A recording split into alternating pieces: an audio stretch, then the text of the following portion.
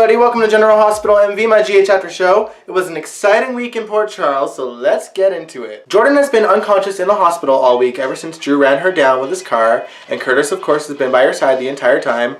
Sadly, she's lost a kidney and she's in need of a transplant for her other kidney, so that's kind of been their story all week. The only real exciting part was that TJ and Molly made an appearance this week.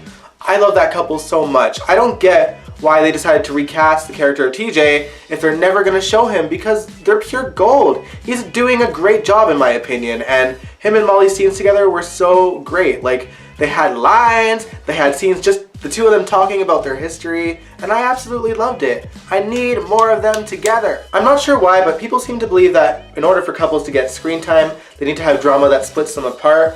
But when I think about super couples in the 80s, like Luke and Laura, Robert and Holly, those couples were solid. The only drama that they had to deal with was outside of their relationship that they were trying to solve together. So it's not impossible. So just give these two some story. I want it. I need it. I love Molly and TJ. They're good characters. I just want them on screen more. That's all. Alright, rant over. Moving on to Jason and Drew.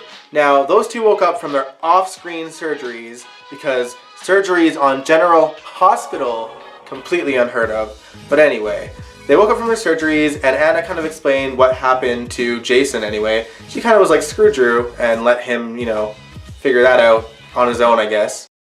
Sam pretty much had to stay away from Jason the entire time because of Shiloh, but when she did get in there, he did catch a moment of them kissing, and she had to act fast and slap Jason in front of him so that he'd believe it. But you know what? I don't think if he's as good of a con as the show claims he is, he's not buying this one bit. So I am kind of worried for Sam, just like Jason is, just like Carly is, Speaking of Carly, she announced to Jason and Sam that she was pregnant after a squabble between Carly and Sam. She just got over it pretty fast and just hugged her. It was pretty hilarious. Jason actually stayed in the hospital willingly just to ease Carly's mind and cause as little stress for her as possible. But Carly's gonna get in trouble anyway because she can't help herself. We'll talk more about that later. In the meantime, let's talk about her daughter Joss, because Joss, Cam, Oscar, and Trina are planning their trips to Niagara Falls. Cameron needs it now more than ever because he's reeling ever since Franco pleaded guilty to the murders of those people, as well as doing that interview on TV where he explains why he did it. Cameron just wants out. So at the end of their scenes,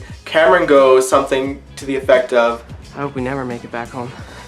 And it was so, creepy. And there's a reason why, I think, but we'll talk about that a little bit later on as well. Now, before we get into the main drama, let's quickly talk about Maxie and Peter. As you guys know, Maxie was trying to find out whether Sasha was really Nina's daughter or not. Took some nail clippings to get tested. It turns out that the nails that Maxie got weren't even Sasha's to begin with, so that was pointless. And now they have more drama to deal with. Kind of in their own separate terms. Anna and Robert went to go confront Peter about patients 1 through 5 in the original twin study, and Peter admitted that he actually knew nothing about those patients and that he was lying back then just to try to get out of trouble with the police. Robert had some words to say. I, for one, am relieved that there is at least one person in Port Charles that knows how evil Peter is and hasn't let it go just because he's Anna's son, although I am still convinced that that's going to change with this whole memory swapping thing. Something that's a little unsettling with me when it comes to this memory swapping is that if Anna and Alex possibly had their memory swap, and Jason and Drew definitely had their memory swap, how much of Ryan's memories are Kevin's and vice versa? How are we going to know who the real Ryan Chamberlain is at the end of this, or are they both equally diabolical now? Eek. What if the guy that's been committing these new murders is actually Kevin? Oh my god, I'm just scared. I don't want this story to twist and turn more than it already is. Back to Maxie though. Maxie is trying to help Lulu figure out the two names that popped into Lulu's head. They figure out that they definitely could possibly have ties with Ryan Chamberlain's original murders, and Mac and Felicia actually helped them out with that. Finally utilizing the characters from the original story. It boggles my mind that these two characters have been pretty much out of this picture this entire time, with Ryan wreaking havoc all over town. If they don't have a role in Ryan's takedown, I'm gonna be so pissed off. So pissed off. It's just like, it makes no sense that they have the characters from the original story willing to work and not having them on screen. It just, I don't know. It leaves a bad taste in my mouth. I'm enjoying the story, but I'd enjoy it more with the original players also involved in a major way, Alright, now let's talk about Ryan Chamberlain himself, because it turns out that Jordan was absolutely correct when she said that Franco taking credit would lure the killer out of hiding.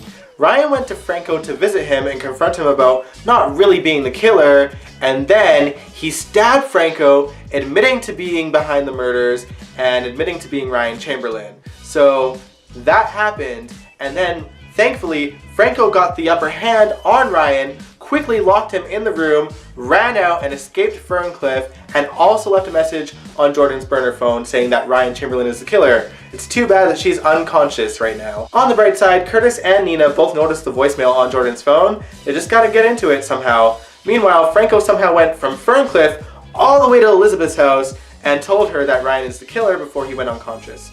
And of course, that just left her confused, and when she told Chase, he was confused too. It absolutely amazes me that Franco somehow went from Ferncliff all the way to Elizabeth's house. Once upon a time, Ferncliff was actually 6 hours out of Port Charles. That was revealed back in the 90s, but I guess some things changed in order to make certain storylines work a little bit better. Yes, writers, I'm throwing some shade for your continuity. Now, with Franco showing up alive in Port Charles, Ryan realizes that his days are practically numbered, and he pretty much begs Ava to marry him tonight. And where, you might ask? Across the border, in Niagara Falls. What a coincidence. I wonder what's going to happen to one of those kids in Niagara Falls. Oh boy. On top of that, Ryan has the evidence of all the license in the back of his trunk. Like, who's to say Ava's not going to discover that? Carly might have actually discovered it herself because she was behind Ryan. Girl, you better be acting your ass off. If you actually saw what was in his hands, you better be playing him like a fiddle. Otherwise, you're gonna end up in that trunk with those cards, okay? Be careful, girl. Be careful. And that, my friends, in a nutshell, was This Week in Port Charles. It was exciting and fun to watch. I enjoyed every minute. I know that in the States, one of the episodes, one of the most jam-packed action episodes, was preempted for you guys, so I'm from Canada. It didn't get preempted for me, but I went on to Soap Central as Envia01, if you guys didn't know. That's me on there, and I pretty much summarized the episode so that you guys could get spoiled and then enjoy the episode for yourselves the next day. Hope you loved it. But anyway, I just feel bad because the US seems to get interrupted by like shady politics almost every other week, and it ruins the show, man. I wonder what the cliffhanger was supposed to be this week, because in the promo it said that the last 5 minutes were going to be insane. So I guess we're going to get that insane cliffhanger on Monday, and I'm excited and looking forward to it. It's just like, oh, I don't know. I wanted it to happen this week so that it could play out flawlessly as to their original plan with the ends of these stories. But anyway, let me know what you guys thought of This Week in Port Charles. If you liked this video, give it a big old thumbs up, subscribe if you want to, and I will catch you guys next week. Bye!